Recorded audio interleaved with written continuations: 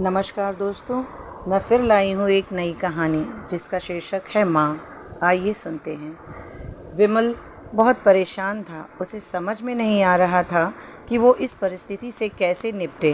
वो अपनी माँ को बहुत चाहता था, किंतु उसकी पत्नी और बच्चे उसकी माँ से बहुत दूर भागते थे, क्योंकि उसकी माँ की एक आँख नहीं थी, साथ ही उसकी कमर भी 90 अंश पर झुकी थी।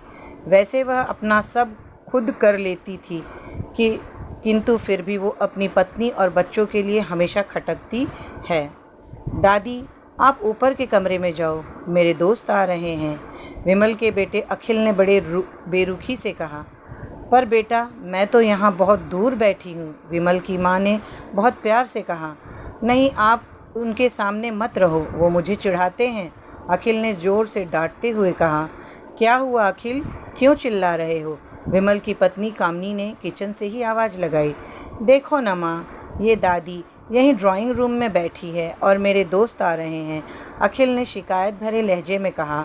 माँ जी, आप ऊपर चली जाओ, क्यों हम लोगों को लजवाती हो? कामनी ने बेटे का पक्ष लेते हुए कहा। बेचारी सरस्वती चुपचाप उठकर जीने के सहारे ऊपर जाने लगी।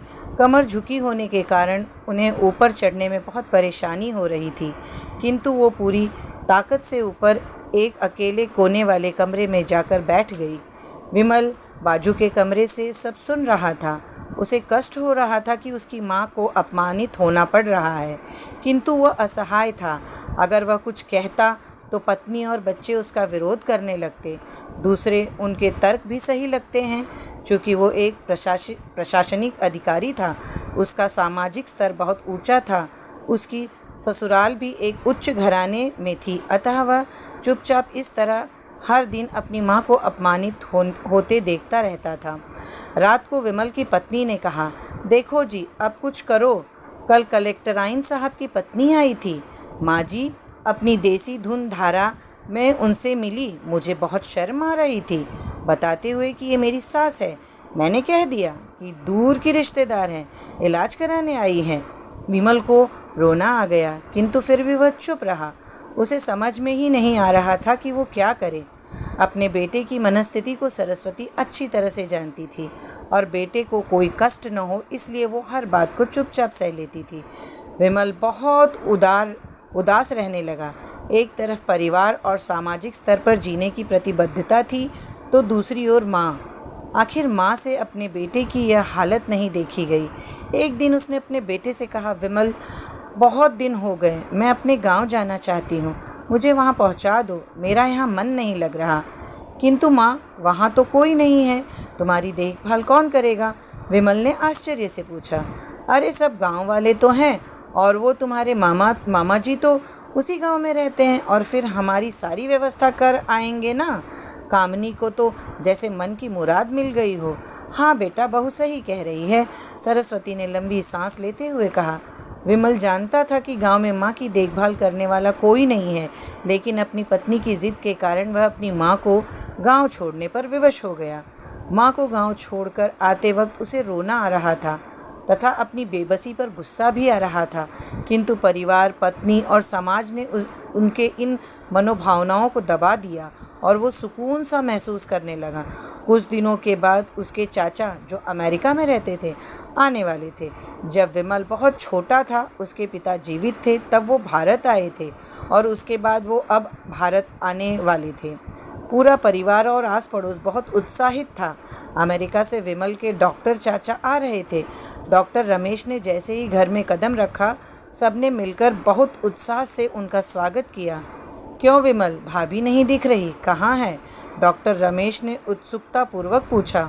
जी, वो गांव में रहती है, यहाँ उनका मन नहीं लगा, कामिनी ने सपाट लहजे में उत्तर दिया। डॉक्टर रमेश ने विमल की ओर देखा तो विमल ने अपनी आंखें झुका ली। डॉक्टर रमेश सब समझ गए। बोले, कल हम भाभी से मिलने गांव चलेंगे सब लोग। दूसरे दिन सभी लोग गांव के घर में पहुंचे।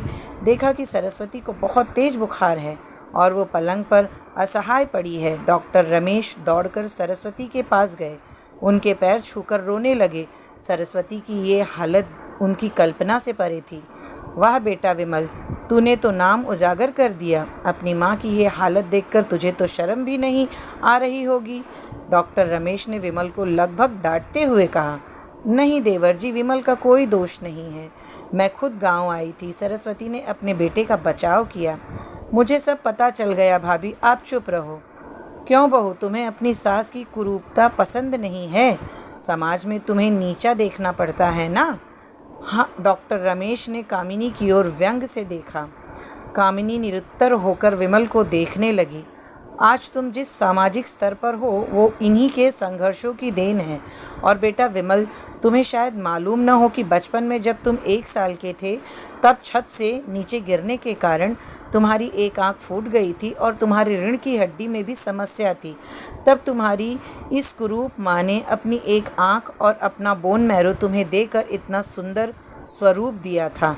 कामिनी बेटा, इतने सालों तक संघर्ष करके बेटे को प्रशासनिक अधिकारी बनाने वाली इस संघर्षशील औरत की तुम लोगों ने यह दशा कर दी। तुम्हें ईश्वर कभी माफ़ नहीं करेगा। डॉक्टर रमेश की आंखों से अश्रु जलधारा बह रही थी। अब भाभी, आप मेरे साथ अमेरिका जाएंगी, यहाँ इन स्वार्थी लोगों के बीच नहीं रहेंगी। डॉक्टर रमेश ने सरस्वती से कहा। विमल को तो काटो तो खून नहीं था। डॉक्टर रमेश जो उनके चाचा थे, उन्होंने जो राज बताया उसके बाद तो विमल को यही लग रहा था कि उससे ज़्यादा पापी इंसान इस दुनिया में कोई और है ही नहीं। वह दौड़ता गया और माँ सरस्वती के कदमों से लिपट गया। माँ, मेरा अपराध अक्षम्य है। मैं जानबूझकर चुप्पी साधे रहा, आपका अपमान करवाता रहा। अब सिर्फ आप ही उस घर में मेरे साथ रहेंगी और कोई नहीं। विमल ने आग्नेय दृष्टि से अपनी पत्नी और बच्चों को देखा। कामिनी को भी बहुत पश्चाताप हो रहा था, किंतु उसकी हिम्मत नहीं हो रही थी कि वो सरस्वती से आंख मिलाए। सरस्वती ने कामिनी की मनस्थिति को समझकर उसको चुप पुचकारते हुए अपने पास बुलाया और विमल को डांटते हुए कहा, खबरदार, जो मेरी बहू को मुझसे अलग करने की कोशिश की तो तुझे ही घर से बाहर निकाल दूंगी। कामिनी और बच्चों ने सरस्वती के पैर पड़ते हुए अपने व्यवहार पर माफ़ी मांगी और माँ के हृदय ने सबको माफ़ कर दिया। दोस्तों, यह कहानी यहीं समाप्त होती है।